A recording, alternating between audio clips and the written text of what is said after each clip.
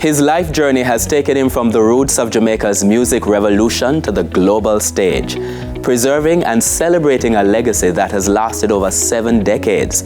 My guest today is Monte Blake, director, historian, and the heartbeat behind Merritone Music, the world's longest-running sound system. I'm Archibald Gordon. This is Profile.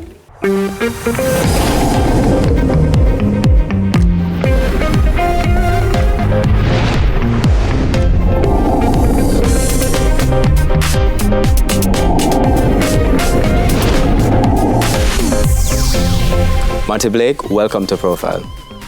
It is my pleasure being here. It is our pleasure to have you. Yes. Absolutely wonderful story. And one of the reasons why we're going to be doing a 2-part episode of Profile to talk about it, because it has so many different kinds of dimensions. To say, oh, it's a long story. A long story, but a good story. So this is the custodian of the longest running sound system in the world. It's a story that is as much about the sound as it is about Jamaican music in and of itself. That's one of the wonderful things I'll qualify that. Go ahead. Sound system, as the great Headley Jones, musical historian, has it, started in Jamaica after the war. That means after 1945. So much of where the largest, any sound system don't start after 1945, don't qualify in this. You have to be early. You can't start 1970 and say you're a sound system. You weren't there with the pioneers, no? So like you had like the Duke Reed, Tom's the Great Sebastian, you had Edwards, you had Coxsone down with Studio One. All of those were in the original set of sound. That's what I'm saying. We were there. My father started it in 1950. This is Val Blake. Val Blake. Let's talk a little bit before we get to Val Blake about the upbringing, your upbringing in St. Thomas. I want to start there because a lot of people know the sound, they know the name, but they do not necessarily know the history behind it. You grew up in St. Thomas. Well, not just St. Thomas, Morant Bay, St. Thomas. Morant Bay is a historic town, as you know. And, you know, the boys, there was no sound system in the parish until my 2 elder brothers, Winston and Trevor Blake, went to school in Kingston, and they were exposed to the sound system while at a bus stop in Crossroads here, trying to get the bus to Kencut, where they live, somewhere around here, Central Avenue. This is generally close to where we are right now, as a matter of fact. Yeah, very close. That's where they used to hear, and then walk over and listen to the man. Sir, this is nice. Here the guy, no. Why don't you encourage your father to start a sound system? St. Thomas, as far as I know, has no sound system. This is St. Thomas in the 1950s, by the way. In St. Thomas in 1950s, you know. So your brothers come back and they tell your father start a sound system, and he does what? He was enthused with the idea. No, he never jumped off the chair to it, you know. He was, let me think about it. But sometimes economics determine what you want to do. He was, you know, an accountant at the Public Works Department, which is now known as the Ministry of Works. Yes. On the road there, too.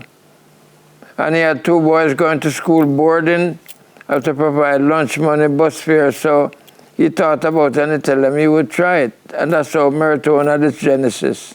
So tell me a little bit about how he went about doing it. This is a sound system, so he got all the equipment. What did he do? Yeah, we have an uncle named Bob Lawton. That Lawton, he was a cabinet maker, not carpenter, cabinet maker, because our boxes were made out of cedar wood. Good wood, not plywood like nowadays. Cedar wood.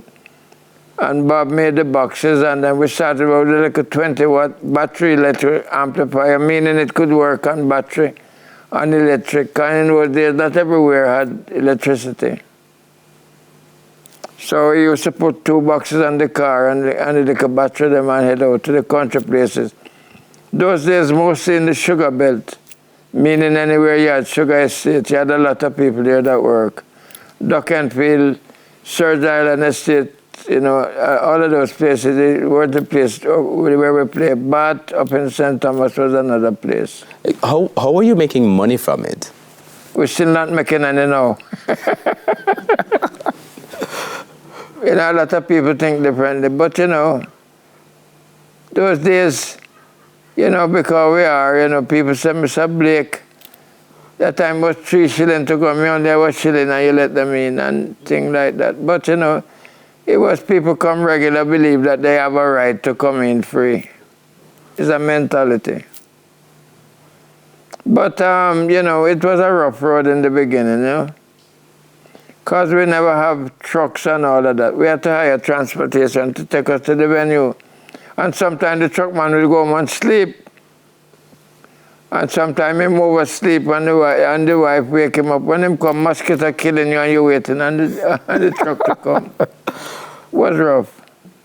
So what made you all continue? What made you all say, yeah, this was something I wanted to do? For the love of music, you know. And you know, my father was a nice guy, you know, just sharp all with his belt and he loves to dance. We started playing first at the church, what you call it, Easter service?